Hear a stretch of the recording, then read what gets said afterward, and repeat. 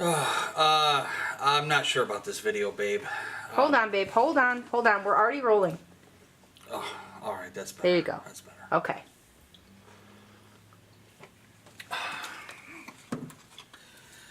Okay, I never talk on these videos.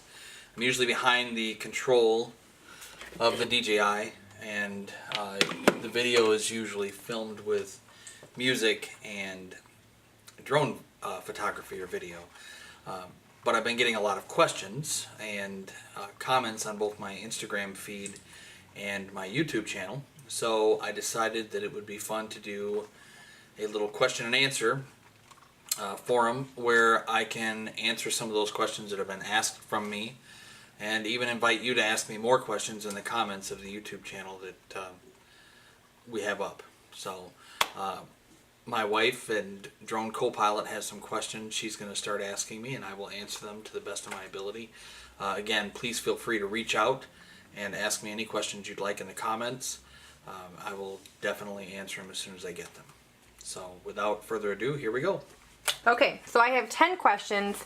Some of the questions are directly, like Dana said, from his Instagram feed, YouTube, email, but some of them are frequently asked questions that I found on Google that I thought would be a good opportunity for him to answer in a general format. So the first question, where do you buy a drone, and why did you get the DJI Phantom 3 Professional? You can buy a drone at just about any place in the world right now. You can buy a drone at Walgreens or Rite Aid. You can buy a drone at Meijer or your local superstore, Walmart, etc. Best Buy. You can buy a drone at camera shops. Where I bought Skippy was at Adirondack Camera off of Amazon. We researched a lot of different drones, and I was more interested in the photography aspect of the drone than the flight capabilities. That was important too, but for my purposes and our purposes, we were really more interested in what kind of 4K video could it shoot, what kind of camera could I use. And we initially bought the drone to film the national parks, which is a whole other story that I can get to at another time, but you're not allowed to film the national park, so didn't know that before I bought the drone, wish I had. So anyway, we bought ours on Amazon. We chose the Phantom 3 Professional because it had the flight capabilities that I needed. It did not have obstacle avoidance, which I didn't figure I needed for doing the kind of shooting that we were doing. But the camera quality, the video quality, and camera photography quality was phenomenal. Okay. Second question. How do you know where you can and cannot fly? Good question. There are a lot of different apps out there on the market. I use my iPhone, so the iPhone apps are where to fly. There's a couple of different good applications that'll tell you, but the best way is kind of right through your DJI app. It'll allow you to fly where you can fly and not allow you to fly where you can't fly. It's pretty simple, basically. When I log in, if I'm not allowed to fly there, it'll come up and say, do you have authorization to fly in this area? If it's a Class D or an area like that, like certain areas of Lake Michigan are Class D. The national parks are Class D, and we're not allowed to fly in those. So the drone will actually send you an error message and say, are you allowed to fly?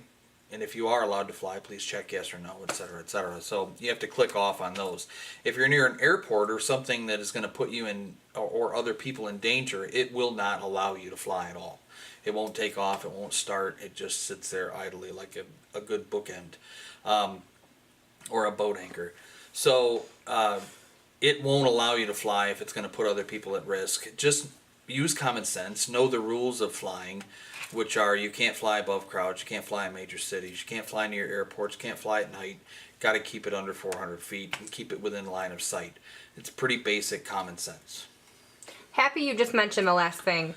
Number 3 is, what happens if the drone gets out of sight or sight range? The drone will actually go quite a ways out of sight. You can fly well beyond your line of sight. I get uncomfortable flying out of line of sight. You shouldn't fly out of line of sight.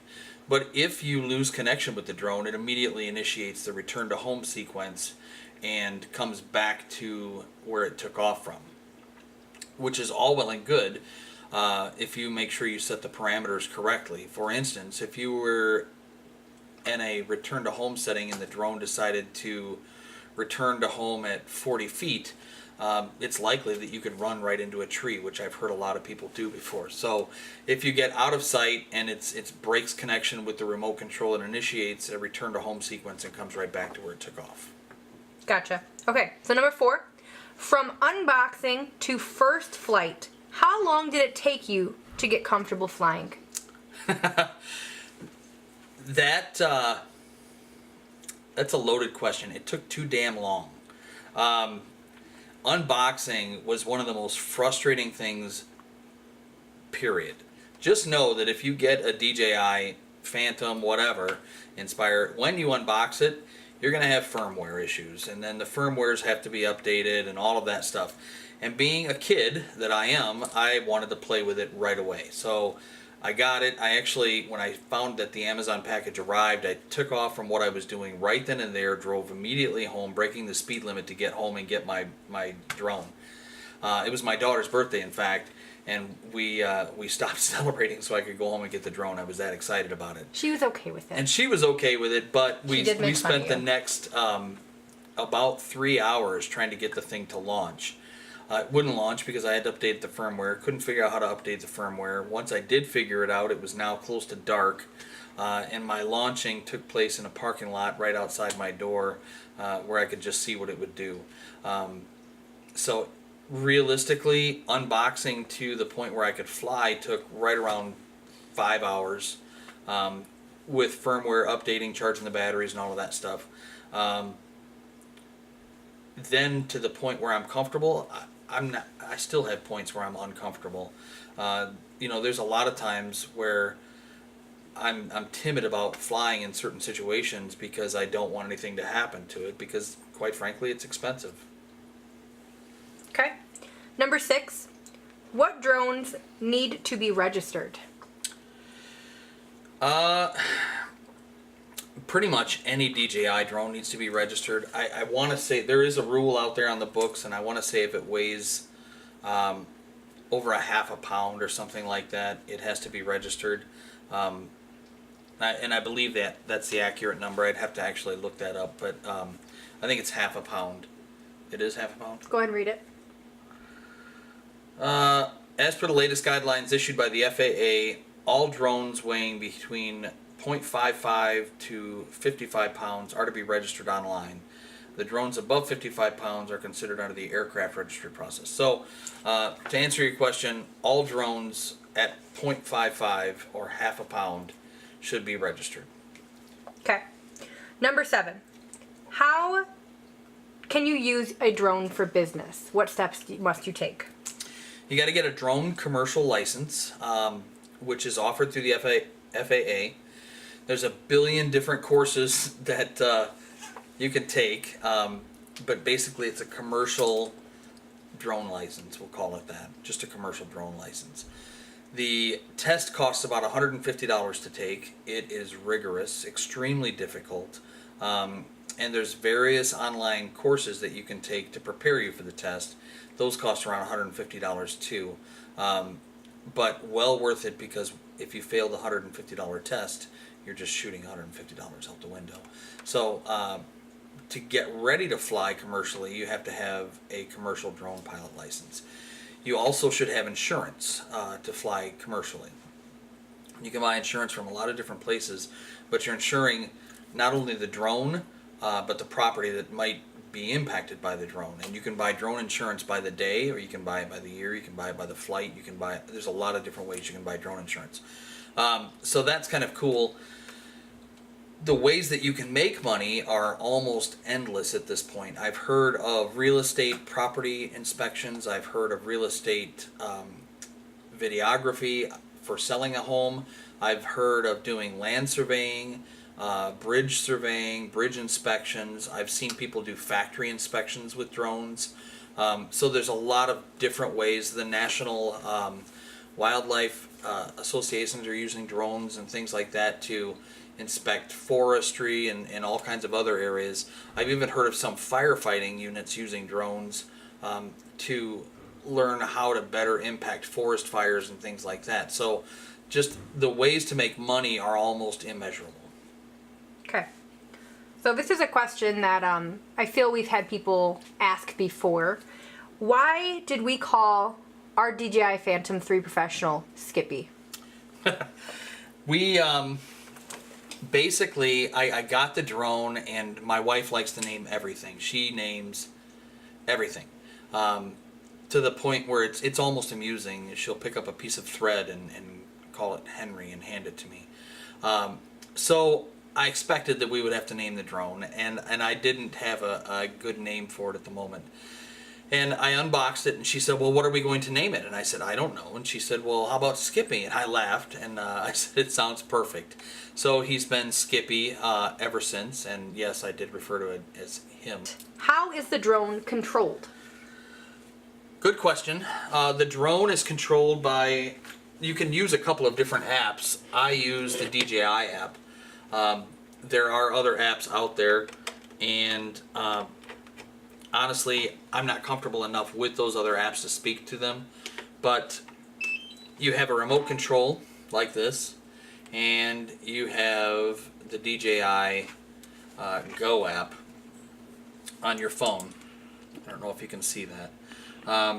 The DJI Go app wires into, or the phone wires into your controller, and I just did an update on my phone, so I hope it works.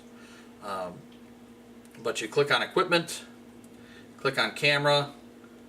I've already done this, skip the tutorial, and it loads the platform for you to fly right here. Now if I had the drone actually turned on, this would show me a camera view of what the drone sees, but the controls are here, and then there's also a couple of things on screen.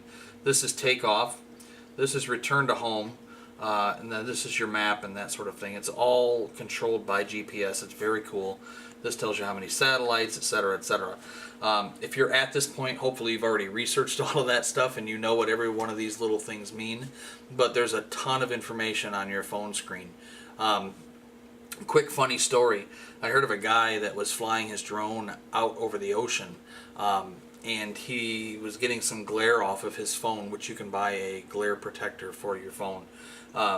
He was getting some glare off of it, and he lost signal and meant to push return to home, and instead of pushing return to home, he pushed land. The drone landed in the ocean and it was lost forever. So make sure that when you're dealing with your controls up here, you're paying very, very close attention to what you're pushing. Okay.